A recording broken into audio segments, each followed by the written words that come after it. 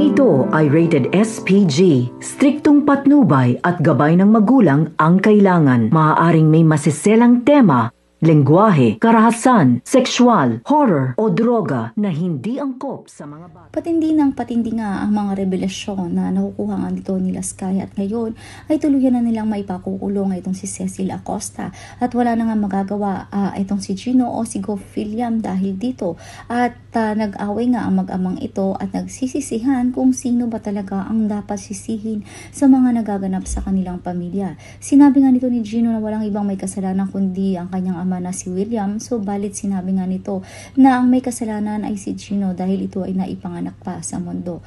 At ito namang si Archie ay tila ba minamaliit na nga dito sa Northford at sinabi nga ng mga ito na babagsak din ang mga agero tulad ng pagbagsak ng mga Acosta dahil nga sa mga masama na mga pinagagawa nila sa kanilang kapwa estudyante at ang paggamit ng kanilang kapangyarihan upang makalusot sa lahat ng kanilang mga atraso. So ano nga ba magaganap dito nga sa mga agero at Acosta? Dito nga lang yan sa senior high.